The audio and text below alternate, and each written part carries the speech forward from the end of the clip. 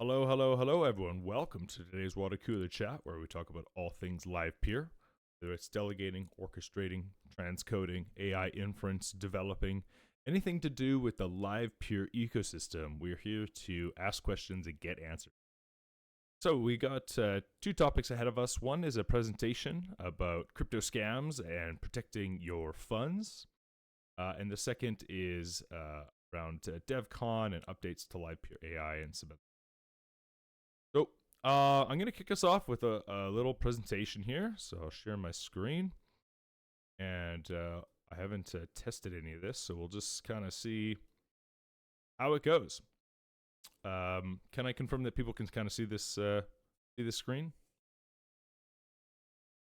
Looks good. Okay. Yeah, Yes, looks good. Perfect. Okay. Great. So yeah, this is my little presentation. Every year or quarter, I'd like to keep going on with protecting our assets as orchestrators. We need to be super diligent. We've had orchestrators in our community that have lost funds before. I have personal friends that have lost life-changing amounts of money.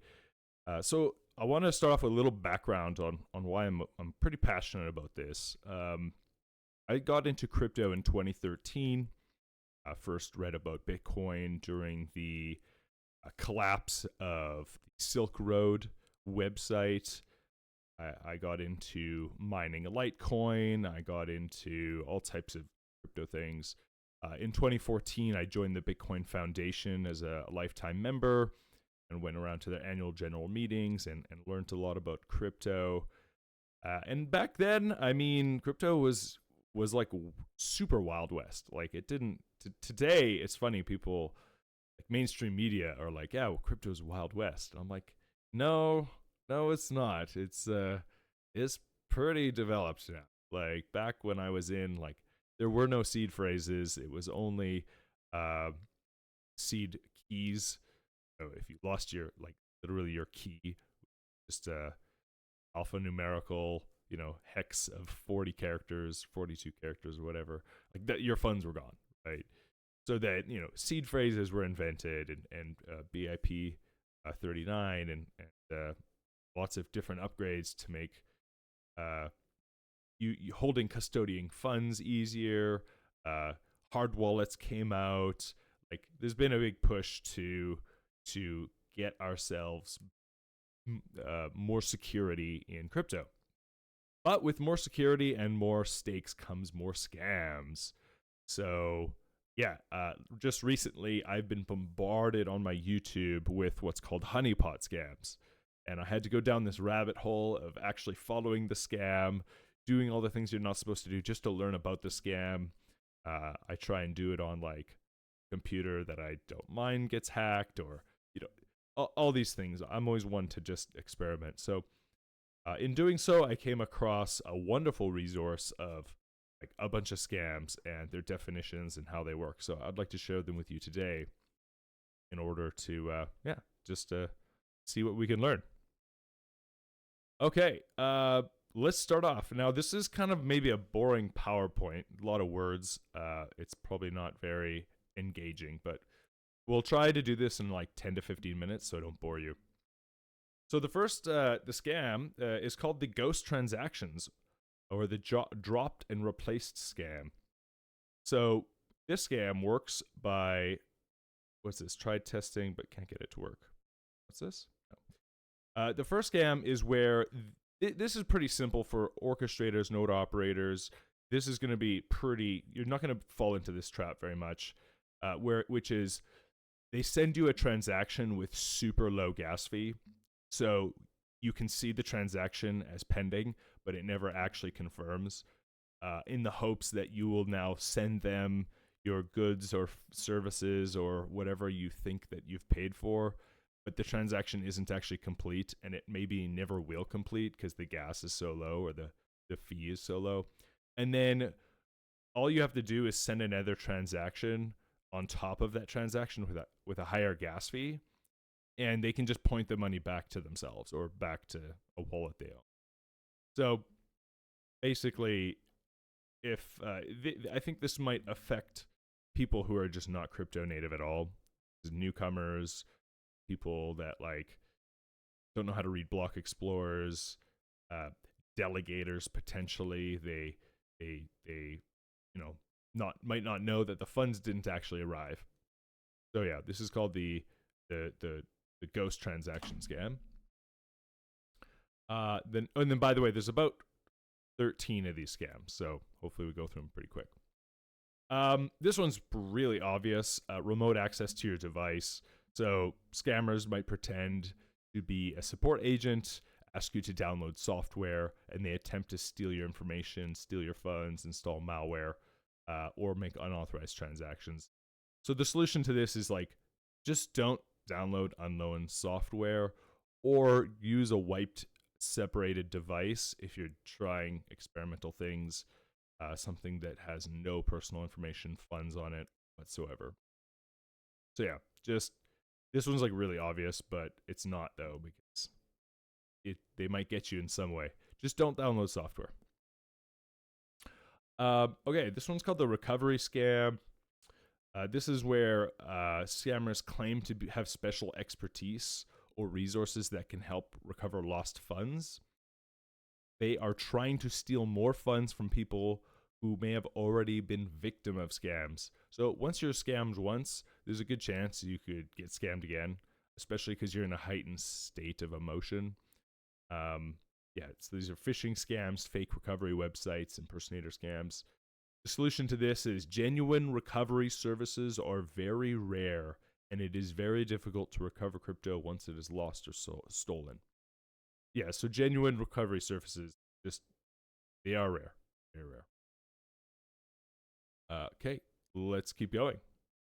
A verify your wallet scam. Scammers ask you to enter your 12-word seed phrase or private key into a forum. They want to validate or verify your wallet to prove the wallet belongs to you. Again, never enter your seed phrase online. Ideally, use a hard wallet and keep your seed phrase locked away so it's not even close to you to put them in. Better yet, use a Shamir secret to divvy up your key into Shamir keys, so even if you inputted them, they would be incorrectly read by any website. No legitimate support team will ever ask you for your 12-word phrase. So yeah, don't do that. So this is an interesting scam. This is sending crypto using QR codes. So a scammer will send you a small. Scammer will ask to send a small amount of crypto to verify your wallet or address by scanning QR code. So they're saying, we know that we want to verify you have this wallet. Here's the QR code. Send some funds, just $1 or 1 penny. Just send 0.0001 ETH to this single address. Here's the wallet. It's a QR code. What you don't know is when you scan the QR code, it can overwrite the amount that you entered and pre-fill it in by the amount of the scammers. So if you need to send funds with a QR code, always check the amount before you send. This could be another thing if there's like a sticker on the side of the wall and it's like claim your free NFT for $1. You go to scan it and that's the address. They could just be trying to drain your wallet if you don't double take how much funds you're sending. Yeah, try not to scan random QR codes for like sending money. Gotta be careful. Honeypot scams. So for those that don't know what a honeypot scam is, I just learned about it recently. Basically, my YouTube was getting flooded with these bots that were like, "Hey, I lost. I don't know how to. I need help restoring my wallet. I've got USDT in it. Here's my private key." So they just like give you a private key, and you think, "Wow, I don't know." It took me a while to figure out even how this works. So they just give you a private key. And so what happened to me is then I said, okay, well, it's a private key. It's nothing sketchy in and itself of a private key. So I loaded it into a wallet. And in that wallet had 8,500 USDT. And I thought, okay, interesting. There's a large sum of crypto in this wallet, often USDT. One caveat though, there's no gas fee to pay the network fee to transfer it out. So what the scam is you are going to send the gas fee to that wallet, and then you can send the funds. But they already have bots that immediately in the next block take the gas fee. So the funds are never actually accessible, even though you have the private key, the seed phrase, and even though the funds are technically there, you can never actually transfer them. In Tron specifically, what you restore is actually a multi-sig wallet, and so the funds are there, and there is Tron tokens to pay for gas. However, you don't have the correct. So it looks like it's loaded. It looks like you can send it, but when you go to send it, you don't have the correct permissions to send it because it's actually a multi-sig.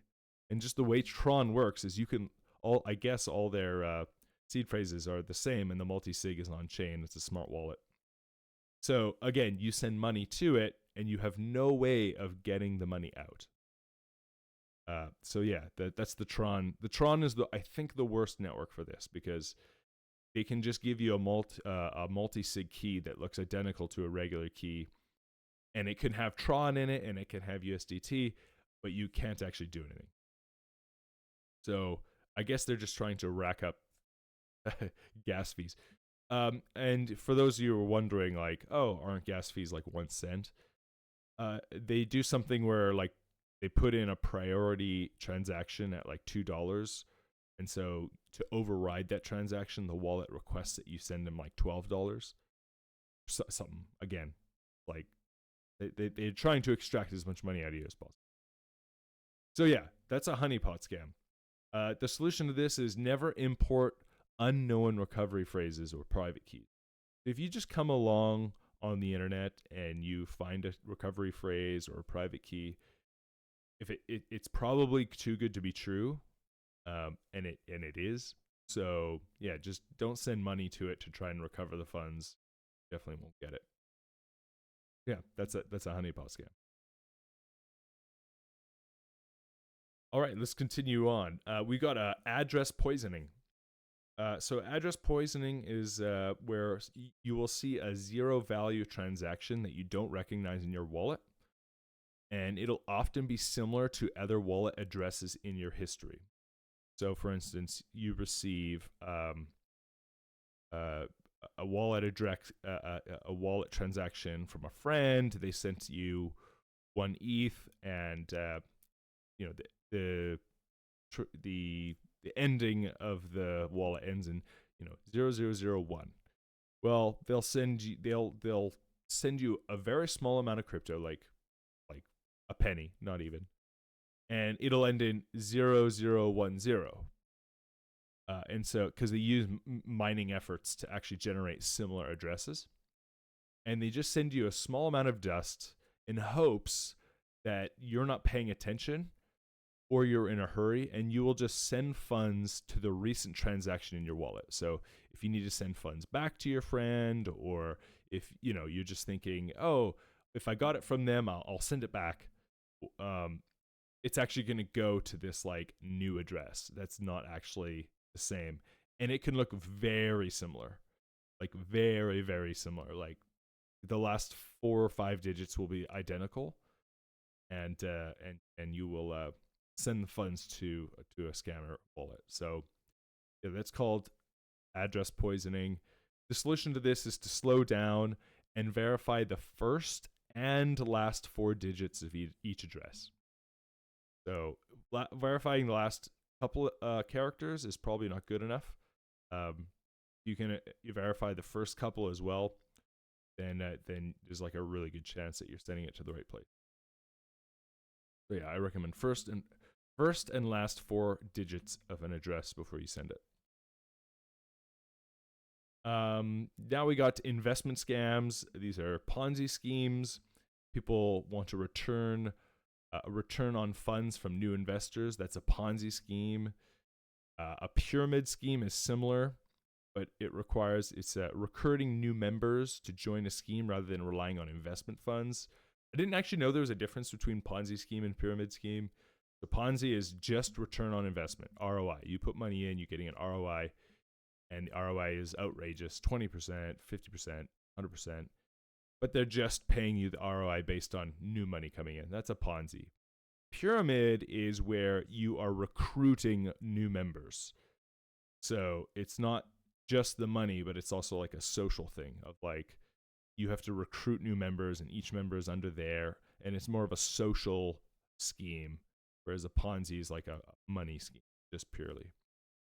Yeah, watch out for those. And as for pyramid schemes, a couple of years ago, I saw like the birthday scheme going around.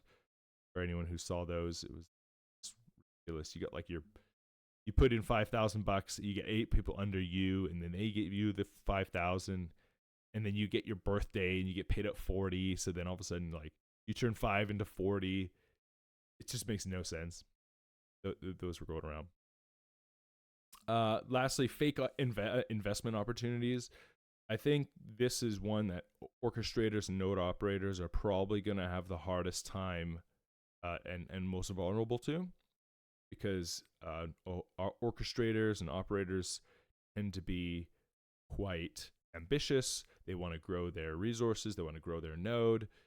And if someone comes along with a lot of capital and offers to buy in, give you a high valuation, you're going to be excited, emotional, it's gonna tickle all the feathers that you probably want, and especially if they're giving you a high valuation, then yeah, they're also going to apply pressure in speed. So they're going to make it feel like we got to get this done soon, or else it's gonna go by, right? So they're offering fake or worthless investments to people, and may include like buying into a fake company, investing in non-existing product, and their hope is just to socially engineer you, get your trust, and eventually take advantage. So if for investment scams, the solution is, if it's too good to be true, it likely is. So just keep an eye on that. Another scam is the fake NFT voucher. So a scammer will send an unexpected NFT to your NFT gallery that advertises that you have won a voucher for free money or some sort of value. The fake NFT voucher will often include a link to a malicious website. So the solution to this is, if you see a fake NFT voucher, don't interact with it, don't visit any of the links, and don't send the NFT. Just like airdrops, spam NFT drops. Gotta be careful of those. I think this is the last one. Dust attacks. Okay, so this is the last one. This is a dust attack. Is when an attacker sends a very small amount of crypto to multiple crypto addresses. So this is more for UTXO based accounts like Bitcoin, Litecoin, Cardano, these kind of things.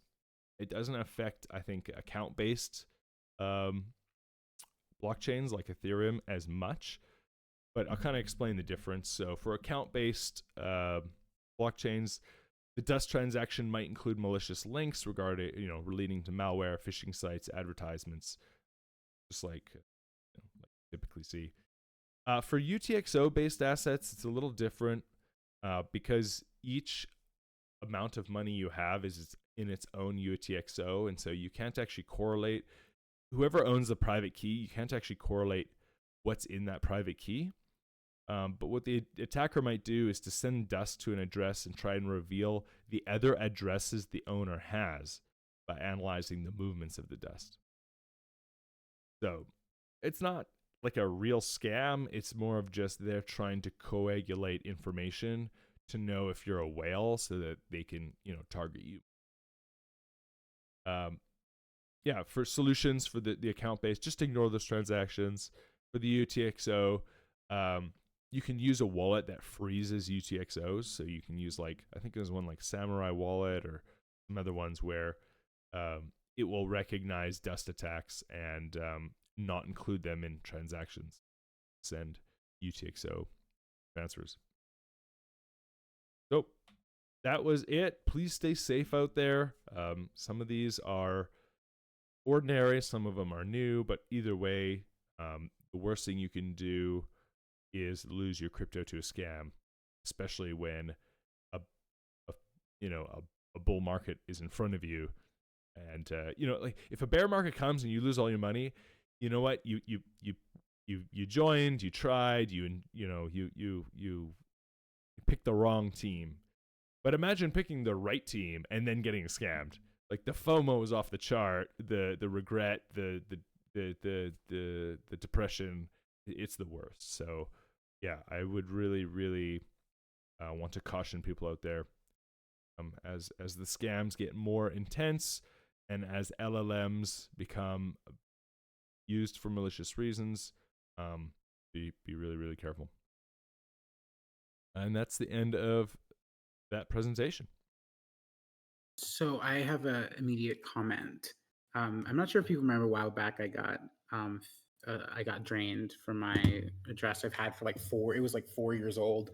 And I, had just kept accumulating funds in there just because things were going up and I never, cashed it out, which I should have because I do have, a cold wallet and I do have, I use Exodus. So like I have other ways to like store it in a more secure location. And I think it was what Sean was saying. I'm not sure you mentioned this one, but like maybe you did. But it's like people will reach out to me because I have a decent amount of followers on Twitter. People reach out to me and saying, "Hey, like I want to connect with you about Livepeer. I want to connect with you to interview and like set up a call with me." And they'll send the Calendly link, but it will be a link. If you click it, it will like download something. I know you mentioned the download the malware stuff. So if you're not careful, like I never have fallen for the submit your private key or whatever seed phrase. Like I've never fallen for something like that. It was just by clicking a link that I think it happened because I'm pretty cautious. So, it happens to the best of us. But when you say you clicked a link, like did it download something? Is that kind of what happened or what? No idea. Well, so it's still unclear how it happened, but the only thing I can imagine doing is not thinking that all links were safe. So I never signed a transaction that was like a false transaction. I, only will go to like I'll type in uniswap.org or whatever it is, and make sure I go to the direct app. So I'm very, very careful never to sign something from a website that I don't check the link of or the URL of. So the only thing I can imagine doing is clicking a link to a Calendly or someone wanting to interview me or something, and then clicking that and not checking the link before I clicked it. So just to add to you quickly on that. So in the calendar, because this is the exact same scam that happened to me. But I was fast and I was using a different computer, so luckily it will be okay. But basically, yeah, it was like this guy on X who was like, I work at AZ16 Crypto, like would like to interview you. I've been interviewed quite a bit recently, so I was like, oh shit, and I was like, maybe people know I'm like doing cool stuff in this space finally. And it was a link to another person's who had like a real name and like also tweets and all the stuff, and they had old accounts. And so they like sent me a Calendly link, which was the normal Calendly link, and I went there, signed it like a time, like to have the actual meeting. And then when the Calendly was sent, it was sent with an updated conference link. And the conference link was it was definitely the link that downloaded whatever, because basically I clicked on the conference link and then it was to some website which actually is an SEO on Google. And so I was like trying to figure out where you actually download the Zoom or whatever version of it that you need. And by that time, like they had already taken over the computer and they were like opening documents that looked like potentially private keys or long numbers. So I think that's going to be probably one of the next big ones, like targeting people who have social presence to like present an opportunity to them. And then when the link, because the Calendly link can be from anywhere. But then the conference link, it's like it's almost like don't go on a conference if it's not from Google or Teams or Zoom or something. Yeah, well said. There's another comment here. Authority said, yeah, Authority made a big post. I want to go up through these. Here we go. It's worth noting. It's worth noting how far social engineering investment scams will go to gain your trust. Scammer understands investing and venture capital enough to appear as an expert. Scammer works with several other scammers to appear as an org. Scammer uses real companies and products as investment opportunities.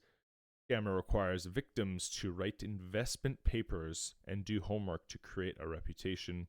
The scammer has victims sign a real contract to continue building trust.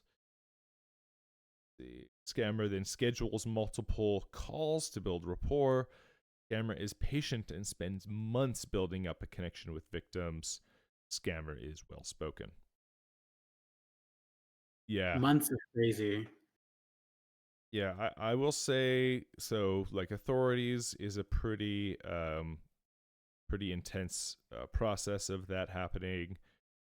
Obviously, we know Nico's story. He was approached by a venture capitalist and was asked to download conferencing software he wasn't aware of, and he lost his node, the live pool node. I had another friend who was doing trading, and some person had reached out and took an interest to him and said, "Hey, listen, like we've got all these types of like algorithms and tools to help you. Like let's like spend months and months like talking to him and befriending and on the phone and like just as a friend." And then was like, "Yeah, listen, like you should go use this exchange. It's really good and reputable." And so he withdrew his funds off of one exchange, put it on this other exchange, and the exchange kept the ball like it was during the bull market, so he had like whatever like made 5x his money, and it was actually showing that on the website. And so he's very excited.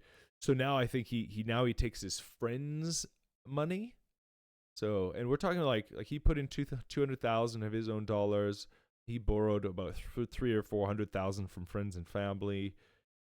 He put it onto the exchange, was doing really well, and then they just sent him a message being like, "Hey, we've locked your funds. You have to give us 100,000 more dollars to unlock them because of due diligence." Like, he came to me asking for the money, and I was like, "Dude, you do realize this thing is not real? Like it's gone." And it took him a good 4 months to just come to like realization that like he knew it. I think he knew it, but he didn't want to admit it. And it took him 4 months to realize like, oh, the money's gone. Like, so that was a pretty bad one. Yeah, these are the real like night bedtime horror stories. Like I'm like so scary. Yeah. So, just yeah, social engineering is crazy. Let's see. And the other comment I'll make is with AI, and you actually seen this a little bit in the Discord over the past week or two, where they'll make two accounts and they'll talk to each other, or you'll be messaging someone and they'll use like an LLM to like have a realistic conversation with you.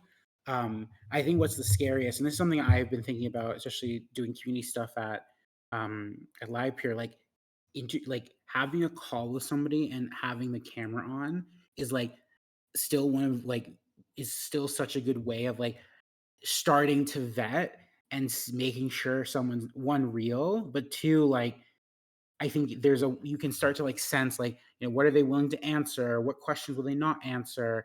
And I know it's like the space is very non centered, So I get that, but I think that's still one of the ways to like vet is by like seeing people.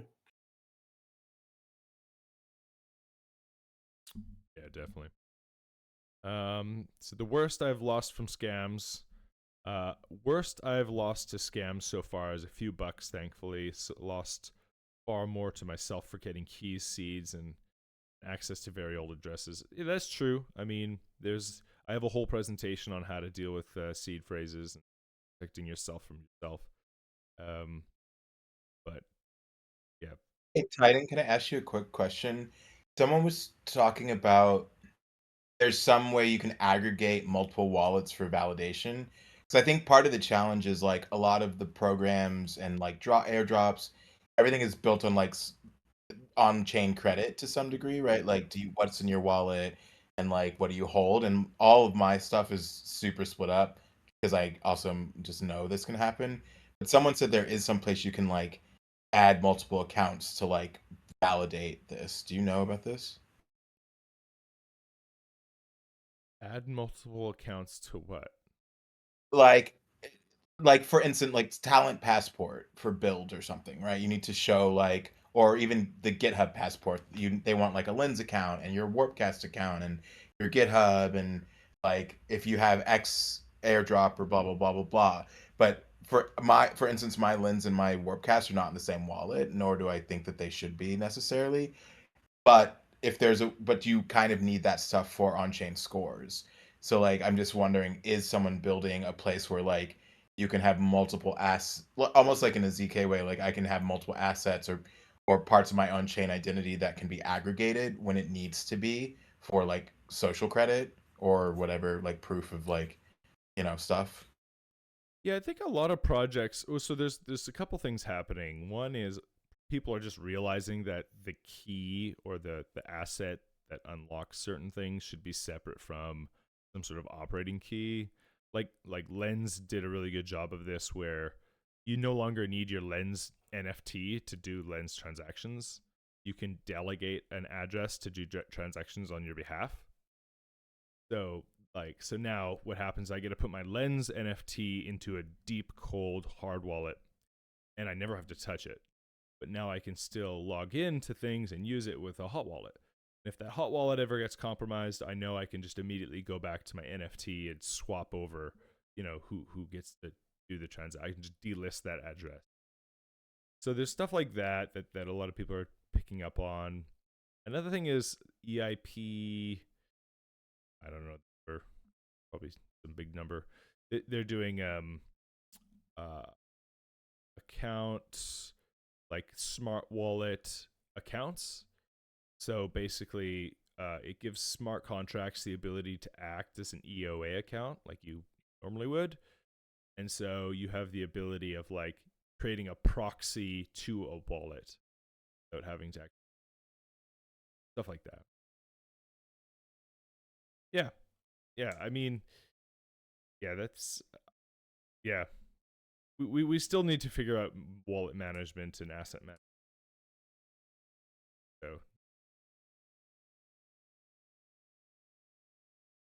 So, great. I think I had. Oh, and lastly, as for JK, he was talking about the amount of the worst scam I ever got was I lost, I think, 5 Bitcoin. And back then that was $5,000. So that was like a really, really big ouch. Yeah, it was an ouch. $5,000 back then was a lot of money for me, and that's actually what made me get a treasure for the first time. They had just released the treasure, and I was like, "Hey, I have to take this seriously." So I got a treasure, and yeah, I've had one since then. I really like it, but yeah, I mean, 5 Bitcoin now today. It's funny. People are like, "Oh, if you still had it, bro," I wouldn't have it either way. I would have probably lost it some other way. So I'm really not too worried. But Marley Bond says Polkadot has some sort of two wallet system where staked funds reside in a different wallet from the ones used for transfers. Yeah, Polkadot, they've got a lot of integrations that are great. Their ecosystem a little bit using the wallet. They have like stash accounts and what is it called? Stash and whatever, like active accounts, chain governance, all this stuff. The only problem is it is pretty complicated. Like hard to use. Takes a lot to learn. Controller, there you go. Stash and controller. Osman says, do you guys know any risk regarding blind signing with hardware wallets? Not sure what you mean by blind signing. Is that where you're signing a signature without looking at it?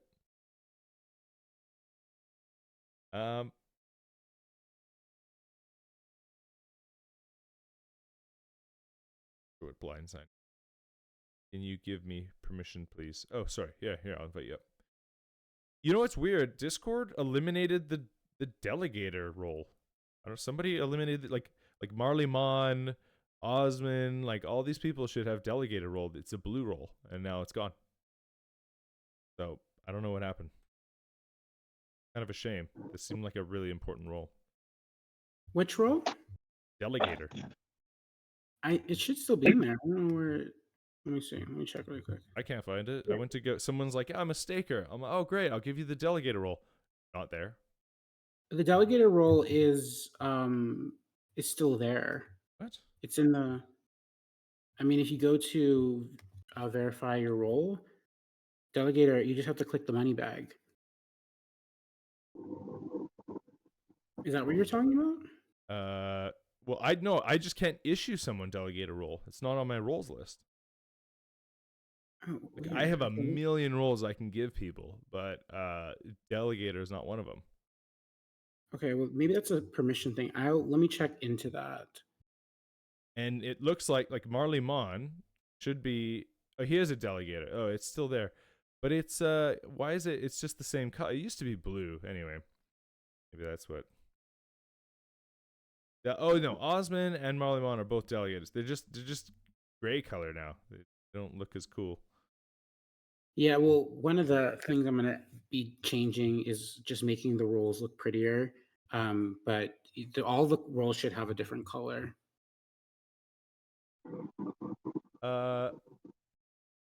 Osman, do you want to explain your what is a blind transaction you're talking about?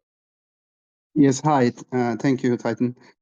So, as far as I know, blind signing means like there is this option in Ledger hardware wallets where it asks you if blind signing is okay, and you have to say yes, otherwise you can't sign any transactions. And even if you do it with Rabbi instead of MetaMask, Rabbi shows you the transaction, right? It shows you what the transaction's content is. But then when you're signing it on Ledger, you don't actually see it in text form. You see some characters and stuff, and that's the only point that I'm worried about. Like, is it like what I am seeing on Rabbi? Is it like the same on my Ledger right now? And I don't know if anything can affect what Ledger is not doing exactly what Rabbi is telling me to do, but that's just, there is a disconnect there. Oh, I see. That's like a Ledger thing where Ledger won't let you actually read the message on the device. Like it doesn't have that capability, right? Yes. Yeah, I don't. Again, I don't have that problem. I use Treasure, and you can just you read the message directly on the device. So, Oh, okay. I'm assuming that like Ledger is just blind signing by default. So you're probably signing messages where you have to trust what's on your computer. The other thing, like signing messages is not, I'm not a crypto expert, and but from my understanding, I mean, signing a message is pretty low risk on the risk side of things. Like, it's not like you're actually sending funds, right? You're literally just signing a message. I'm sure there's things like signature leak, or there's something, but they can't take your keys, and you're not sending money. So what they can do maybe is impersonate you by stealing a signature and going to a different website and being able to reuse that signature, maybe. Yeah, that's probably unlikely. Yeah, I think they have a new model now. It's like a little screen. It's actually bigger than the screen that they have currently. They have a new model, but I haven't tried it yet, where you can actually read what's going on in text form. Yeah. Flo says, I think blind signing is signing without ABI. So is that when the ABI is not publicly posted? So you don't know the code of the smart contract? Is that what blind signing is? Flo also says, yep, but you should check the hash on your Rabby and hardware wallet. My hardware wallet, lattice one, convert the blind signing into things visible into the. Yeah, obviously, like, double check that what's on your screen. I'm sure. I think the ledger can still like show a hexadecimal like string that you can. It doesn't actually show you the message you're signing. Let's see. Very says, an easy tip: drop MetaMask and use Rabby.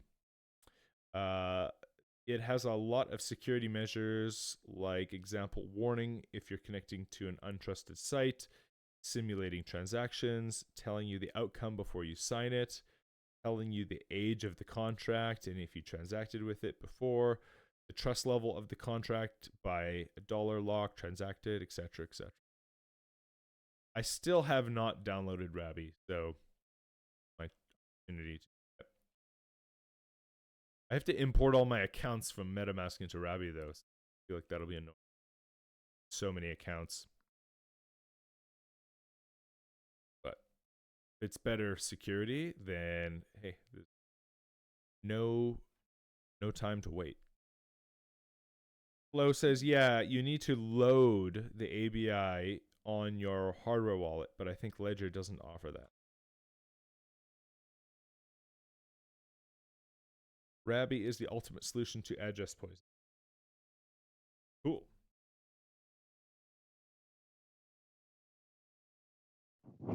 Can we just, is there an ability to just like import all the addresses from MetaMask into Rabby? Like we just open folder of MetaMask, load all wallets? Wish that'd be nice. Okay, let's continue on. So, that basically covers security. Any other questions or topics or stories around security people would like to share? Maybe just a comment on the signature thing that I think you and somebody else mentioned. Just signing something without actually transacting is almost the same as like sending a scam, because with a signature you can basically, I mean, somebody else can just do the transaction if you sign the transaction data, right? So you can sign an approval to an unlimited amount of token transfers to a scammy contract, and then that contract can basically get all your tokens. So just be aware of what you're signing and don't sign like any just hexadecimal stuff. Just do like sign a message only when you can actually read what you're signing. Oh, right. Okay. So, MetaMask will say, it'll like prompt you. It'll say, you want to sign this approval or sign this transaction, which those are obviously approvals and transactions. What you're saying is a malicious website could get you to sign a hexadecimal string that would give the ability to do, that is the approval, say, or that is the transaction. And maybe it could now go to the blockchain and submit it and act upon it. Yeah, exactly. I mean, some web pages do require you to sign something that you accept the terms and agreements, stuff like that. I mean, as long as this is in clear text and you see on your ledger, on your other hardware wallet, what you're actually signing, that's fine. But if you just see like a hexadecimal string there or something, you don't really know what you're seeing, and you don't trust the website, then probably better don't sign it. Definitely.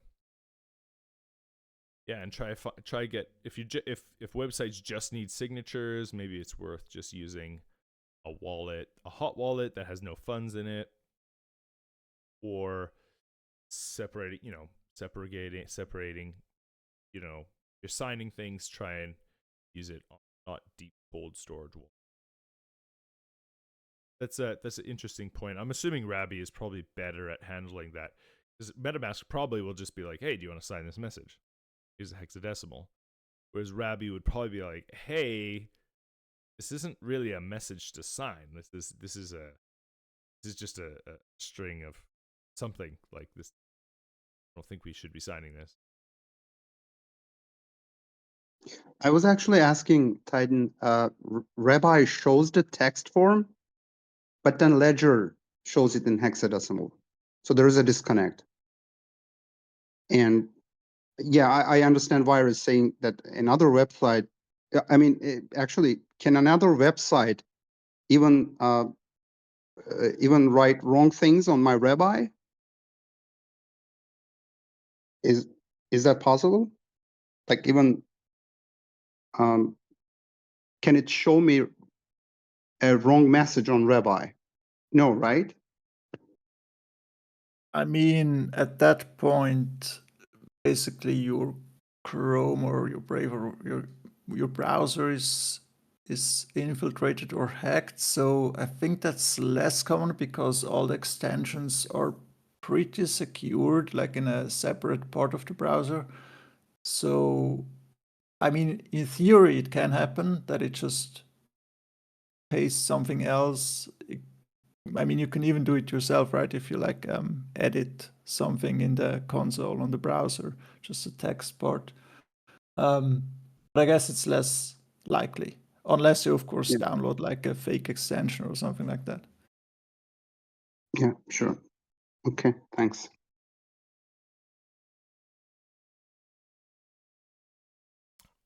Thank you.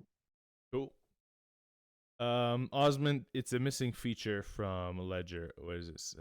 Could have it on the Explorer. Yeah, I mean, Ledger also has proprietary software that is not open source. So like there's that. I'm not a huge Ledger fan. I mean, better off a Ledger than most things, so I still recommend, if people like Ledger, keep using it, but yeah, I guess it just has that one small thing that you gotta be careful of. Okay, let's continue on. N, you had some topics around DevCon. So you provide your updates on DevCon, how that went, and then you also have live updates on the Livepeer AI. Take it away. Yeah. Hi, everyone.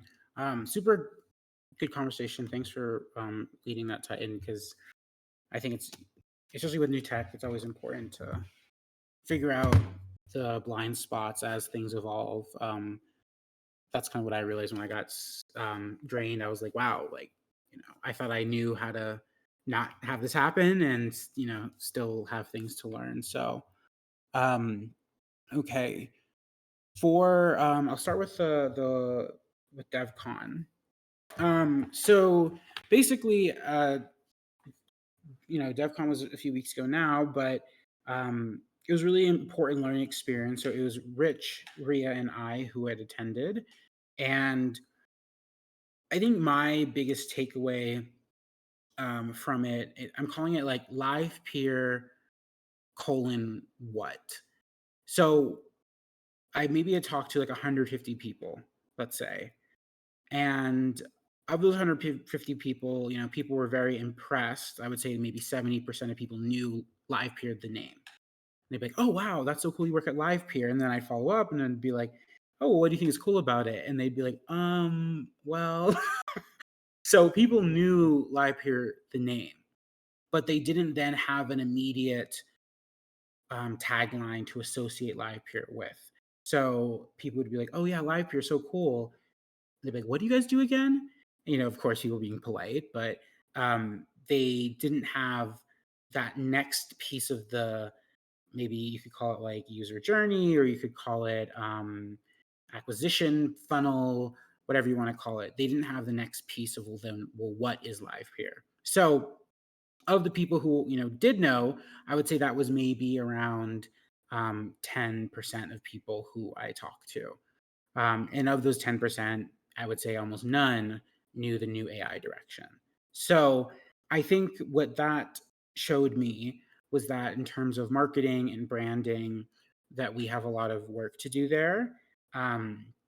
At least when it comes to translating that to like in-person events. Maybe online, there's a bit more recognition, but I think for me as well, right, I think I fell into the camp before I joined Livepeer. Like, I knew it was about video broadly, but the details were hazy at best. So I think that perspective I had of like, we need to do better branding, need to have a better tagline, what is the movement Livepeer is building, and all those things relate to community plus marketing. But I think that those are key pieces that we can do a better job on as Inc. So that was the first takeaway. And if you have thoughts, I'll pause there for a second.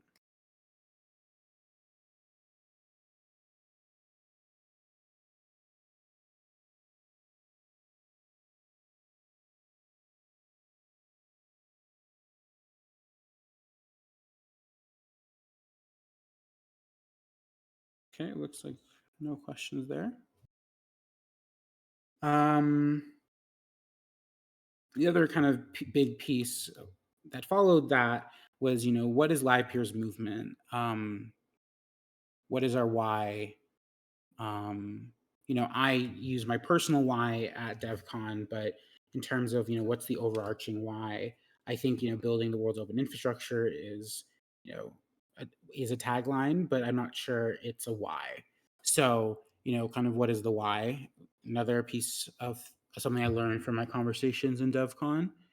And the last piece, big key takeaway was that there's less focus. This was at the conference, not about Livepeer, but there's less focus on building external audiences outside of Web3. I noticed that there's almost this echo chamber, silo vibe in the industry. And I think one of the opportunities for Livepeer, and I think we're doing this with our AI push, but I think, there's other avenues we can do this with. But, how do we connect with people who are not in the Web3 industry, right? That persona is small, and I don't think it's growing at a rapid enough pace. So what does it look like to attend different conferences that focus on AI or media, video, live streaming? And my perspective is that focusing on these type of events will help build our community, develop mind share, and grow our revenue. So that was the third big takeaway was, I understand the importance of showing up at Web3 conferences, and also I think there's a growing need to get out into other events that have to do with the industries we're a part of, but are not explicitly Web3.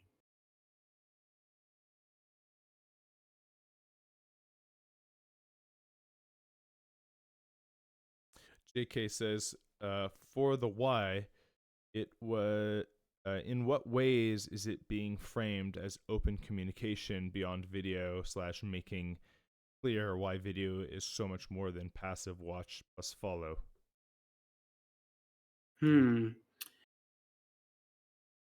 I think, maybe this is a hot take, but I think that, I don't know if our branding goes that deep, even to answer this question. So for instance, like, again, this is just my experience, maybe less as like an Inc. rep and more just like, me attending and asking about Livepeer. It was very clear to me that, like, when I would talk about it, I had to fill in the why I joined Livepeer, right? So I have a reason for why I'm here. I'm pretty selective with the projects I work with. I want to create value. I want the industry to move forward, and I think Livepeer is a great company to have that happen with. So my why is about like building a sensor resistant future, right? That's the why I joined Livepeer. So I would tell people my why, right? I'd say, well, the reason I am interested in Livepeer is this, and people found that as a compelling reason, but that is not like Inc. sanctioned why or Inc. sanctioned movement. So I think that kind of being more clear on that, especially on the community end, for folks to buy into and then talk about externally, and then of course for marketing top of funnel, I think that's a pretty critical a piece that needs to be developed, in my opinion.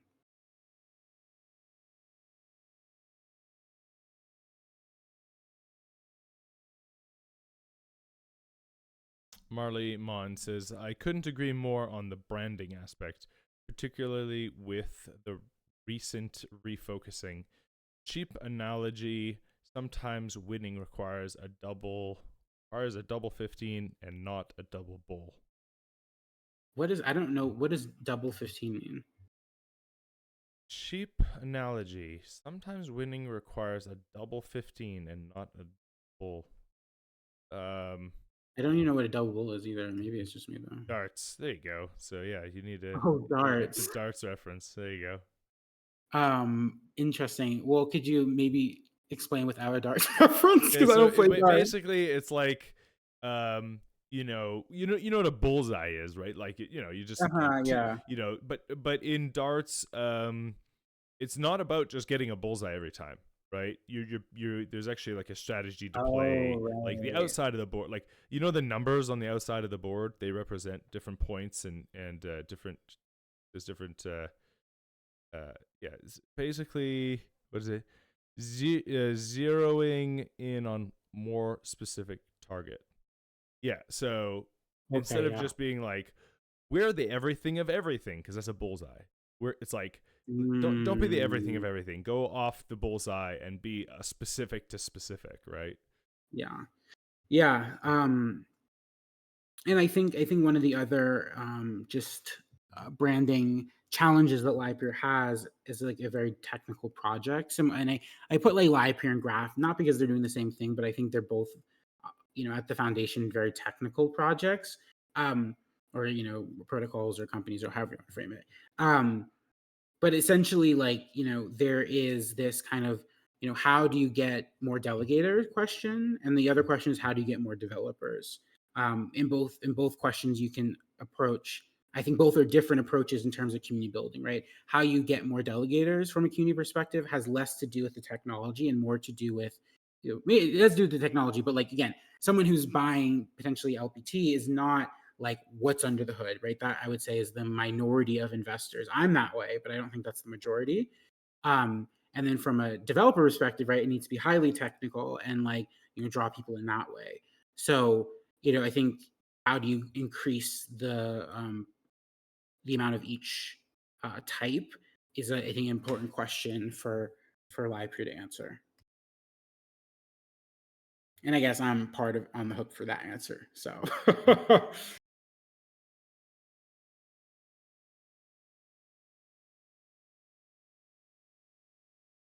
Yeah, so JK says, yeah, I agree. The highly technical aspect is appealing to those of us who are hyper technical, tricky communication, the same value at level 5 levels. Yeah, 100%. And like, as someone who's technical, like not as much of a coder, but I, my degree's in chemistry originally, and like, was in that world for a while. I understand the desire to have a space kind of speak in that language, and also from a science communication perspective, that never works. It just doesn't, right? If you want to have people buy into an idea, and the idea is, jargon and overly complicated, like who's going to buy in? Especially someone who doesn't have that background. So one of the issues with highly technical content is that it doesn't have a broad appeal. And with a Web3 project, right, you need to make it a broader appeal. So maybe there's like 2 branding languages that Livepeer can have. One that's more immediately heart centered, of like, oh, I get that from a gut or heart perspective. But on the other side, it's like, we do need that. Why is this technically impressive what we're doing here, and why is it important for the technical stack of the future? And yeah, JK is just agreeing. Yeah, exactly. Never works. As nice oh my God, as nice as it would be if it did. Yeah. So, science communication, I think, is something Web3 needs to learn from. Is like, when you're doing science communication, you have to change how you're talking about it, or it's lost in translation and people don't care as much. So anyway, those are the big things in my mind I took away. I mean, there's probably smaller things. I have like thoughts about the industry as a whole. I can share if people are interested. Thoughts about the direction of the industry, but yeah, I think that those are the big takeaways for me.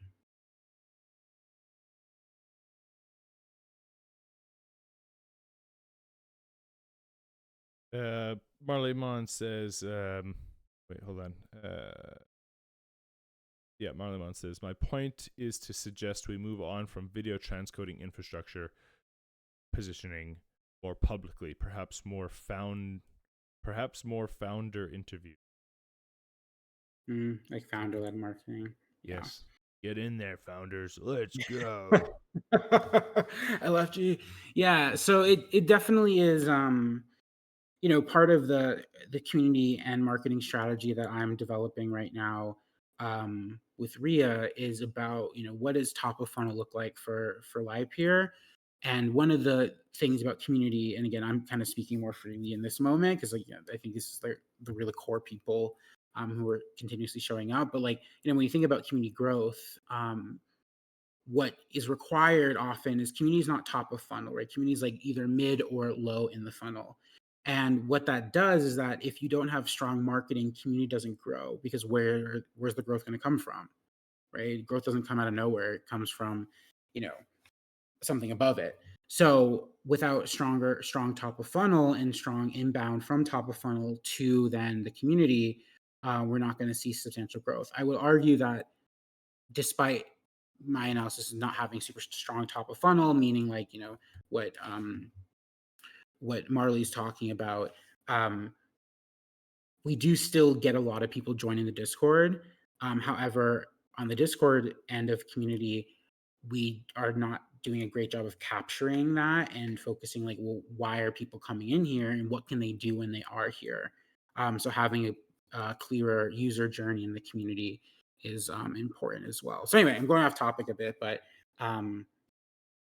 yeah, that's a lot of my thoughts about community, about top of funnel branding.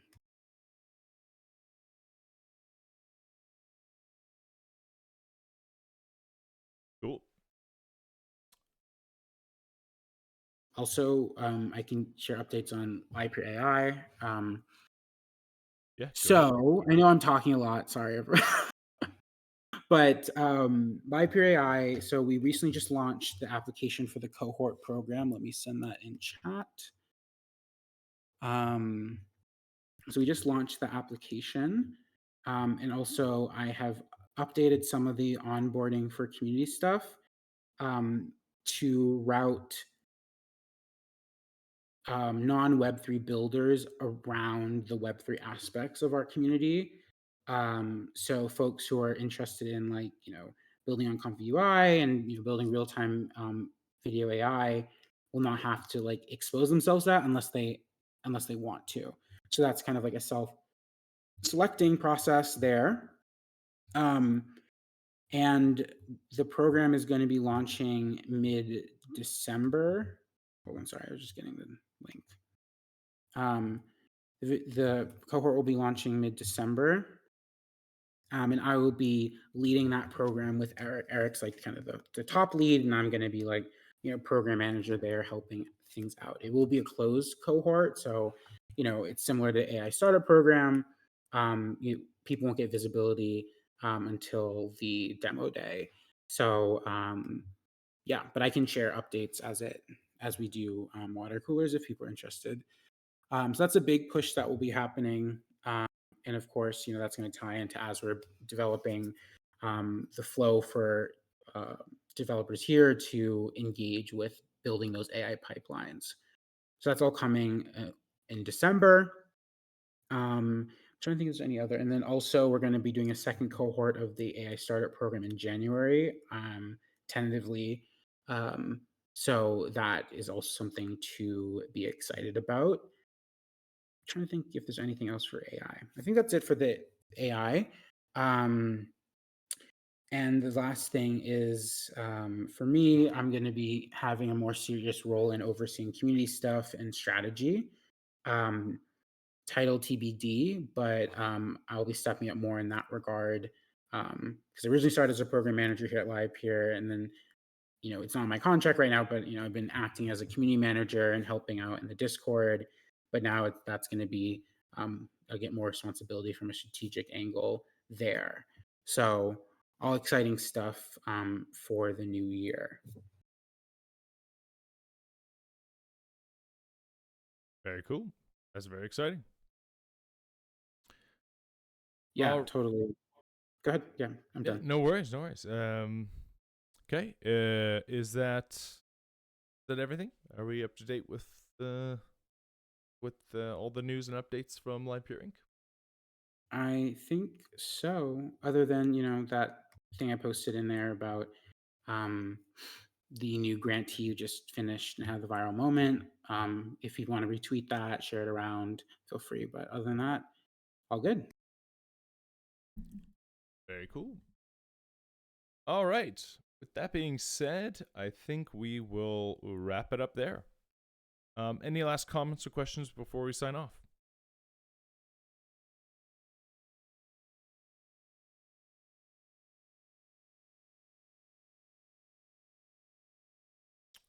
Right on, right on. Well, thank you everyone for coming to today's Water Cooler Chat.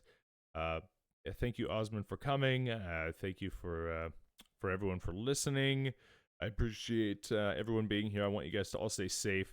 Keep your funds safe, and we will see you all next week. Cheers.